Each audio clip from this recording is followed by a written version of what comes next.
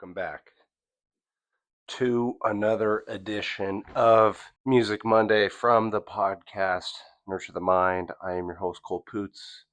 We have once again another music reaction. I apologize, guys. I have a little bit of a head cold or a cold, I don't know.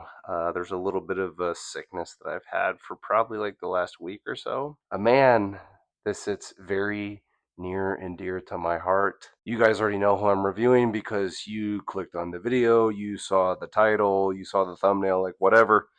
It is none other. I don't know if you guys can see this. Tatted on my motherfucking body, Mac Miller. So, Mac Miller obviously passed away back in 2018. As you all know, if you're a fan of Mac Miller, even if you are a casual fan or a casual listener. Now, the great thing that has happened since his passing is obviously a lot of people have recognized and become even more familiar with this man. Like his music continues to grow. I see a lot of people on YouTube, just because that's the space that I'm in, people that are doing music reactions that are discovering Mac Miller for the first time. And it's always, a blessing to see, older generations, younger generations, people of all different kinds, all different shapes and sizes and colors and all that stuff. And so people are continuously coming to this man and discovering his music. I mean, his legacy is going to live on forever. A lot of the people like myself that were already avid fans of him before he passed away, we already knew what this guy was cooking up. We already knew that he was a legend, that he was a great, and, maybe he wasn't going to get that recognition while he was still here. Unfortunately, that happens for a lot of people. It doesn't matter what their domain is. They don't get the recognition they deserve until they pass away. And then that sparks that conversation. But his family has done it the right way in terms of releasing music after his passing. A lot of people refer to that as posthumous. When he passed away in 2018, it was right after he put out Circles, and then his family was able to get Circles released at the start of 2020 with the help of John Bryan, who was working with Mac Miller on that project and, kind of understood through the many conversations that he had with Mac. He understood like his creative vision and where he was going with the album and tried to complete it as close to that idea as possible. And that's, a beautiful album. The thing about Mac Miller, being such a musician and an artist and a creative that he is, I mean, the dude was always making music. It's like he puts out Swimming, but had so many probably album ideas that were just like on the docket, like ready to come out, ready to see the light of the day, ready to reach the surface. And I think his family decided, with Circles being released, is Mac always intended that to be almost a companion piece to Swimming, like they kind of bounced off of each other. And apparently there was supposed to be a third album that was also a companion in that mix. So I don't know, maybe down the road we will get that album. But every time, he's had a project that's hit like a 10-year anniversary, his family just does a beautiful job of rolling it out and giving like bonus tracks, doing deluxe editions, creating merch around that like the visuals that they produce. I mean, it's just the best way to see it, because so many times, we've seen an artist pass away and then it's like the record label puts out the posthumous album, the posthumous music, and like it feels not genuine, like disingenuous, and that it's just a money grab. Like they're just trying to get money off of that artist who passed away. I don't sense that with Mac's family. Of course, like I think that his family would obviously want him to still be around, just like all of us fans. We wish that he was still around and that he could make these decisions himself. Who knows? Maybe he would have never put out Balloonerism, but we got that, as an unexpected project that got dropped.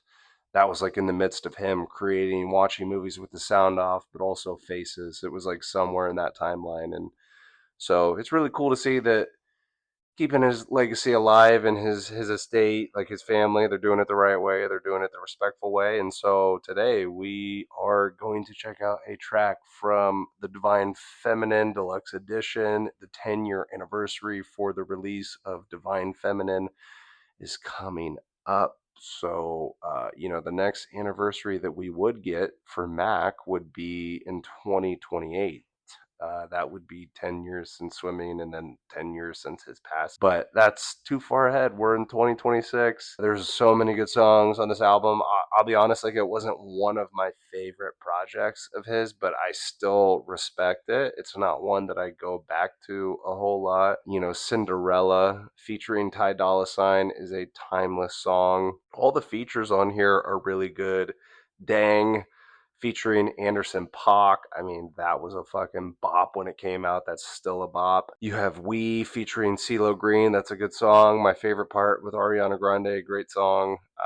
God is Fair, Sexy, Nasty with Kendrick Lamar. Good song. I don't know why. I'm not saying it's not a strong project or album. I mean, I think this is where Mac Miller was somewhat making a shift, because this is the album that's in between Good AM and Swimming. So it's like this transition phase where he was like breaking away from some of his older stuff and then going to the newer music of Swimming. So I think he was trying to formulate a different sound. But this is a love album. This is a sex album. You hear a lot of sex references.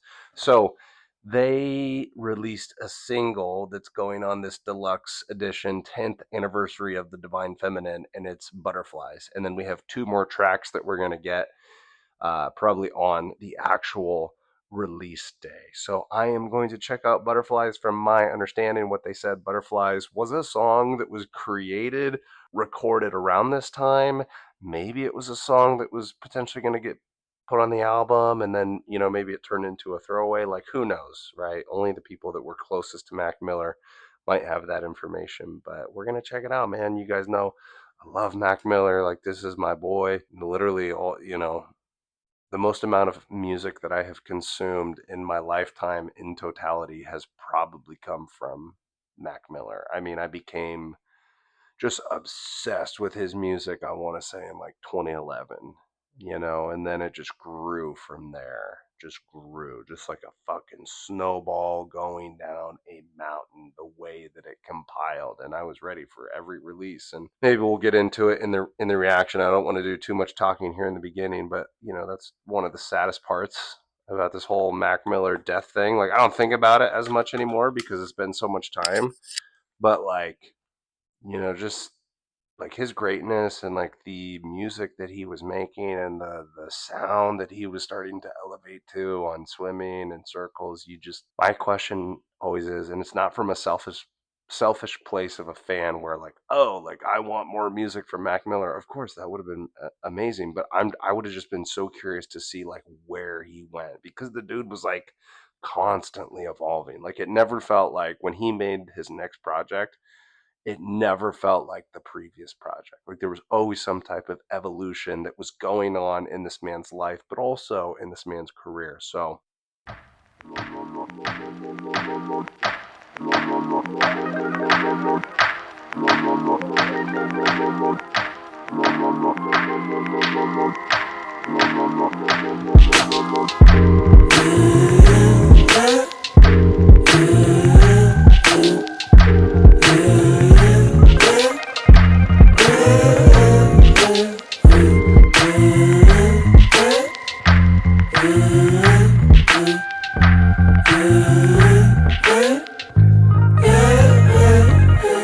you smell just like lilac wine, little bit of nostalgia. Rewind back time to when I first learned to love you. She passing me by, she burning rubber. And these slide shows in my mind, whoa. She play it cool, but her eyes don't lie though. Better drive slow if you wanna take a ride on the high road. And your mind so passionate, you'll love what I'm after. And that feeling so unfamiliar, I only imagine it. Dream girl, you're my make-believe girl. I'ma bet it all on you. I'ma cheer you up while you been so blue. Yeah, I'ma put you in a mood. Baby girl, them butterflies stick like glue. Butterflies, butterflies, butterflies. Butterflies stick like glue. Butterflies. Butterflies stick like glue. Yeah, okay. Beauty queen, straight out of a movie scene. Touching on your body, I can feel you in a lucid dream. It's my imagination. Ooh, you keep me fascinated. You are the forbidden fruit. I be apple tasting. She is glowing, right? I think I need a moment. I keep you open, like. Do you even know my name? Or am I a stranger? Yeah. She dancing on the street, it's her favorite old song. And she playing out the stereo, the radio on. Do she love me like I love her? Use me when she need a lover. Yeah, she got me under her spell. Going rounds, ring the bell. I'ma bet it all on you. I'ma cheer you up while you been so blue. Yeah, I'ma put you in a mood. Baby girl, them butterflies stick like glue. Butterflies. Butterflies stick like glue. Butterflies. Butterflies stick like glue. Whoa. There's no emotion powerful as love. There's no emotion powerful as love. No emotion powerful as love. As love. As love.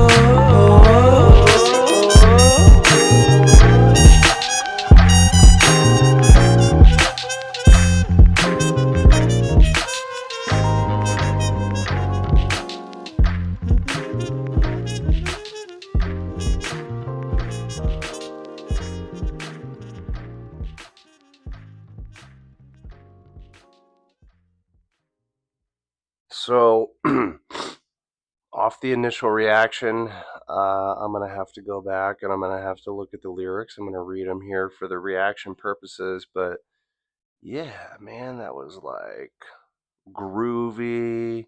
That was funky. That was soulful. Like there at the end, you had the jazz elements. Was it? I don't even know instruments that I could point to, but I mean, it definitely some jazz influence in there. But also sticking true to who Mac Miller is of flowing, rapping, little bit of singing, little bit of harmonizing. And, I could see how this would potentially fit onto this project. Once again, talking about love, butterflies, and how they stick to you like glue. And he says there at the end that there's no emotion that is as powerful as love. It's like, yes, of course. Like, that's the truth. Like Mac was one of those artists that was always searching for the truth, especially through his music, and that's a gem right there. That's a cliche, but that's true. The probably the most powerful emotion that's out there is love. I mean, it's probably the antidote to a lot of human suffering if you are fortunate enough to find love at some point in your life, but also, if that love departs and you break up with that person, if you were able to find love later on and potentially be in another long term relationship or go off and get married. I've referenced this before, and I don't think it's any secret to human happiness, but some of probably the most happiest people on this earth are the ones that, end up being married and don't get divorced. And they're married to somebody for 50, 60, 70 years, like basically most of their life. To share your life with something and how that experience is so enriching to your soul. Not to say that you can't be happy without that, like you can't be happy just because you're single. It's just that, like, my take has always been that life is super hard. And so to put all of the challenges of life onto one person as opposed to having two people that try and sort out those difficulties, it's having a life partner has so many benefits to it. And in a day and age where it's 2026 and that some of that stuff is falling away, where people don't want to invest in deep relationships anymore, maybe look at things differently as far as getting married or being with somebody and being committed for the long term. I think that in 2026 to say that you are not after hookup culture, temporary pleasure, lusting over somebody, all the bad things that that can lead to. Definitely not a healthy foundation to stand on if you're going to enter a relationship with somebody, and all of those things are the precursor. The biggest flex nowadays in my mind is for you to say, no, I'm going to build a family. I am going to get married to the love of my life, my best friend, somebody that I'm also really attracted to physically, that I can make love to. We're going to start a family. We're going to build a family. We're going to have kids. We're going to serve each other. We're going to support each other. We're going to look up to a higher idea to serve, which is God. That is the biggest flex.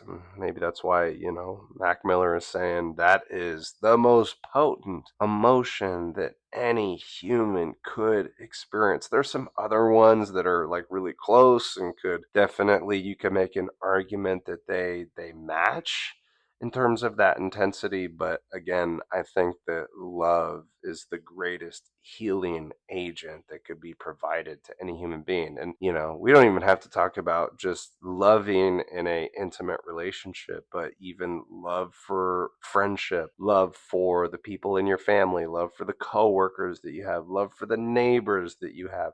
Even this all goes to very biblical types of stuff, but also saying that, having love for your enemy, right? Like keeping your friends close, but keeping your enemies closer. How much that can teach you about life and to keep you on your toes, to always be aware and hyper vigilant. Love can manifest itself in so many different forms outside of just an intimate relationship, being intimate with somebody. But let's run through the lyrics here. You smell just like lilac, wine, little bit of nostalgia, rewind back time to when I first learned to love ya. She passing me by, she burning rubber, and these slideshows in my mind. That's a great way. That is a fucking fire line. Slideshows in my mind. Once again, I'm not even just talking about like when you have a crush on somebody, but like the way that our thoughts enter our brains, is that's kind of how it is, like slideshows, right? Like it's just kind of coming into frame and then going out of frame. And the constant mistake that all of us make is we have to attach ourselves and we have to identify with our thoughts, when like in reality, what I've always said to people in conversations is that, our brains, the super organism that it is, all of the great stuff that it's created in life, why do we get so attached to our thoughts that are literally just passing in and passing out? Like I look at the brain as almost this antenna that is shooting up to the universe and just collecting and downloading ideas as they come and go. That's why it feels like, I'm somebody that likes to write in my journal, that I feel like when I have a thought, maybe like a creative thought, like an idea or like something that I want to do for photography or some type of post that I want to make or something that I want to write about, is like you really almost have to capture the idea while it's there. Otherwise, it may leave. Maybe you only have access to that thought for a certain moment in time. And we're all kind of scatterbrained in 2026 because we live in a world that's just perpetually distracted by so many different things that, yeah, you really have to try and capture your thoughts as they come. But yeah, he says, in these slideshows in my mind. That's a great line. Very simple, very subtle. I missed it when I was listening to the track, but now that I'm reading it, I'm like, yeah, fire. She played it cool, but her eyes don't lie though. So she's looking him up and down. She's trying to play it cool, but hey, I see you staring at me with those eyes, giving me daggers, whatever. Better drive slow if you want to take a ride on the high road.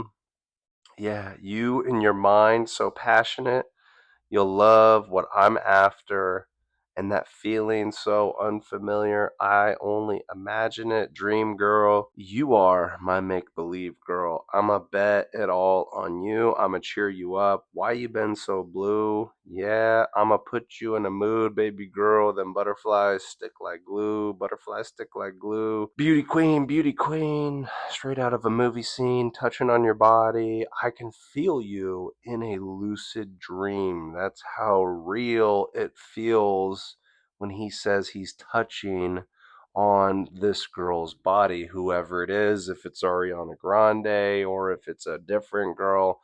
If he recorded this around the time of the release of the Divine Feminine, then we could make an educated guess that it's probably about Ariana Grande. But yeah, touching your body, it feels so real that I could feel you in a lucid dream. If you guys have ever had lucid dreams, the whole appeal, the whole reason that people try to create that right when they're sleeping, because apparently you can get good at putting yourself and creating lucid dreams, is that the biggest appeal to it is that it feels so real. It feels more real than probably a dream does. And obviously, there are some dreams that don't meet the threshold of lucid dreams, but also are still very vivid and feel very real when you're in the dream, that when you wake up, so much so you think, oh my God, like I thought that dream was real. Like I thought that was happening. And then there's some that are quite obvious that, maybe you don't get as attached to. But another really good line, just kind of painting the picture. It's my imagination. You keep me fascinated. You are the forbidden fruit. I be apple tasting. She's glowing, babe. I think I need a moment. I'll keep you open late. Do you even know my name? Or am I a stranger? She dancing on the street. It's her favorite old song, and she playing out the stereo, the radio on. Do she love me like I love her? When she needed a lover, she got me under her spell. Going rounds, ring the bell. Going back to, I'ma bet it all on you. I'ma cheer you up. Why you been so blue? I'ma put you in a mood, baby girl. Them butterflies stick like glue. Butterflies stick like glue. And then that's, near the end where he says there's no emotion powerful as love. Man, what a inscription of probably an experience that all of us have held. I literally say this so many times that it feels so repetitive on the channel, music reactions, YouTube, podcasting, but if you are old enough, if you have enough life experience, there's a good chance that you've been in love before. Maybe you've been in love a few times. And, when you finally do fall in love with somebody, it's so powerful. It's like a full blown takeover. The chemical reactions that are stirring in your brain and then that person's brain. I mean, you were literally like under the influence of a drug. You were literally under a spell. That's why so many times in any of these songs, not even just Mac Miller, any of the artists that are talking about their experience of being in love, they say, I'm under a spell. You put me under a spell. And, why is it such a paradox and a juxtaposition of, I'm falling in love? Wouldn't why do we call it falling? Because falling, I mean, if we just like analyze that word, has a negative connotation, like you're falling down. You don't want to fall down. That's where you potentially get hurt. You want to stay upright. So wouldn't it be like I'm standing in love instead of falling in love? But that is the juxtaposition. I mean, falling in a sense that you're getting put under this chemical fucking spell and like takeover of these just powerful emotions. I mean, obviously it's an amazing feeling. I would encourage anybody out there in the world, if you're a youngin, you're going through high school, maybe you got a girl that you like, if she happens to become your high school sweetheart, like I would never tell anybody to shy away from that as long as you know that this situation is healthy. I mean, there's always the possibility that it's not going to work out. Like, you guys are going to break up. Like, me and my high school sweetheart, we didn't make it out. We were together for 2.5 years, and we split up. And that was so painful, man. Like, going through that breakup, that was like in my young life. I mean, I definitely was not really an adult. I mean, I was 18 by that point, but I mean, just because society says that you are an adult does not mean that you are an actual adult. But it was painful. It completely ripped me apart going through that breakup, but in the sequence of being ripped apart, it then put me back together. And then, yeah, then there was another girl that I would say there's probably been, yeah, two girls, two long-term relationships, like two girls that I fully like fell in love with. And so then the second one, which came years later, meeting her in 2017. And so we were kind of off and on for 2.5 years, but really, like, the last year of being off and on was the worst. And again, it's not that I don't regret it at all, falling in love with that person. This one, as I've talked about before on the channel, was a little bit more toxic than, say, the high school sweetheart. It's another one that completely ripped me apart, probably even more severely than the first one, the high school sweetheart. But once again, by getting my heart, it's funny the way that humans describe it. It's not that your heart was actually ripped out of your chest, but we describe it in that way, like very poetic, but also very like dramatic.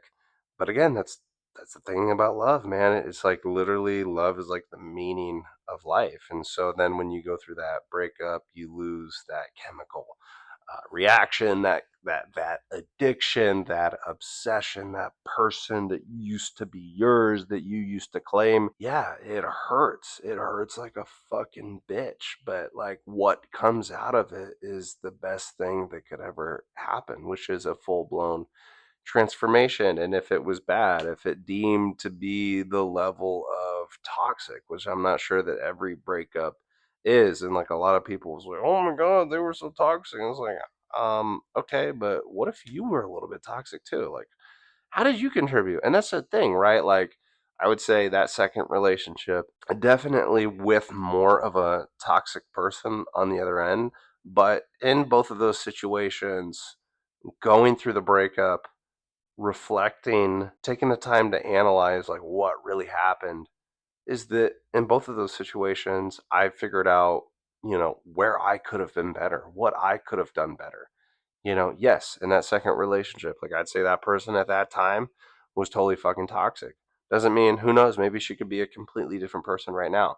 But how she was acting, how she was behaving, very, very immature. And but yeah, there was moments where I lapsed in that relationship. Like, I should have listened to my intuition. I should have been more firm. I shouldn't have been as naive. But like, going through those things is the teacher. That is the agent of teaching. Like, going through that is almost, in life, is what is required in order to produce that level of understanding, to be like, okay, I'm never going to subject myself to an experience like that ever again. If I notice that this a person that I'm dating now is exhibiting the signs of the person that I dated before, I'm going to question that. I'm going to investigate that, because I've had some, relationships after that, or girls that I was talking to after these first two that I mentioned, that went awry, and where I got screwed over or whatever. And but here's the thing: through the experiences that I had when I was younger, those two experiences, is like, I can pick up on things a lot quicker now because I'm older. I have more experience. My spidey senses start to tingle when something's off, and it's like, you just try to listen to that as much as possible. Like, our guts, our gut reaction, if you will, our intuition is so damn powerful. And yet there's so many people, and I've been victim of this myself, where it's like, you don't believe, or you don't trust that, you don't listen to that, you just kind of mull over it. And every single time, especially in that second relationship that I was talking about, like I had so many gut feelings. I had so many things that felt off and I didn't listen to it. There were times where I tried but then I would like always come back. And I think that was part of the reason why when it was all like said and done and I very much knew that I wasn't going back to it, was like that's why my confidence was very much destroyed and eroded because I had betrayed myself so many different times. You don't have that perspective unless you go through something like that. So it's like those relationships, even though they didn't work out, I mean, man, just taught me so much about life, about myself, about relationships, about the dynamic of relationships. So I'm very grateful that I went through those experiences. I mean, they shaped me and they molded me in a lot of ways. But guys, holy shit, it's not like I'm super sick and I've been able to work this week like every single day, even though this started last Sunday, today's Sunday. But I don't know, for whatever reason, doing this music reaction is like hitting me in the face. Like I'm like talking and I'm doing enough and I'm performing well enough, but holy shit. It's like the feeling of like where you can't hear, where you almost feel like you're submerged underwater.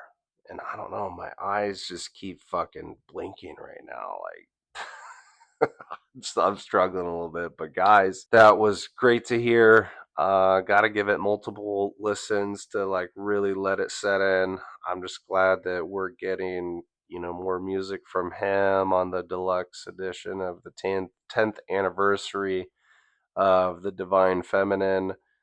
Should be great when it drops. We got two more tracks that we got to get through, so it's like, I'll probably be bumping Butterflies, and then those two new tracks that are gonna drop, and just try and take it in for that moment in time. It's just crazy, like in such a short lifespan that he had, because he passed away when he was 26. Just everything that he was able to accomplish and create in such a small period of time, a relatively small period of time. That's why I say, again, not for selfish consumption of the music that he would have potentially created had he not passed away, but I'm just so curious to see what his evolution in music and in life would have been like. I've said this before, even after his passing, is, I know he struggled with a lot, and just like we all do in life, I just really feel like if he was around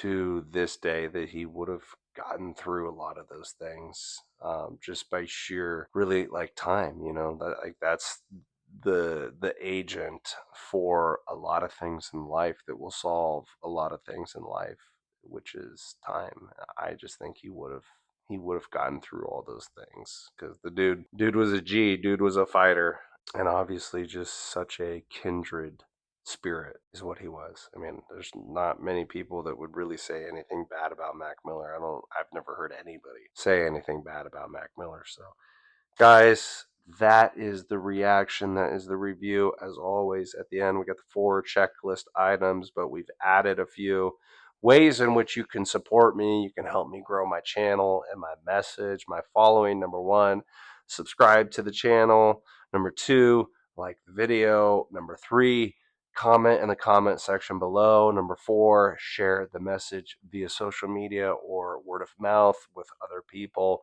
or you can support me monetarily. I talked about it last week at the end of the reaction, but I now have a buy me a coffee account. So you can basically go over there, send however much money you want to support me on this journey. And then I think also through Buzzsprout, because that's where I post the audio version of the podcast, there is an option there as well. It's like Buzzsprout support or something, and it's basically the same thing as buy me a coffee. That's another way to support. I think on YouTube you can do like a super thanks where you can like make a donation to a creator or whatever. Again, I'm just throwing that out there. It's not that I expect people to do that. I actually don't expect people to do that. I'm giving people the option if they want to. Like I said last week, any little bit of money helps, so I can grow and I can reinvest and, get better equipment, or, whatever. I'm still, even though I've been doing this in some capacity, not like I've been doing music reactions for 6 years, but I've been doing solo podcasting, solo YouTube channel for over 6.5 years. Yeah, man, like that would be the dream come true, is to make it in this domain and continue to just grow and really build up a solid fan base. But I also am old enough and real enough to acknowledge that it's not all about the money. The money helps and all that stuff, but it's really just providing value, giving people something that they can come back to, this safe space. And that's why I say, whether it was the money or really those other things I listed before, are just as important, because it's going to help me grow my channel and a movement. So it's like, if you got some type of value,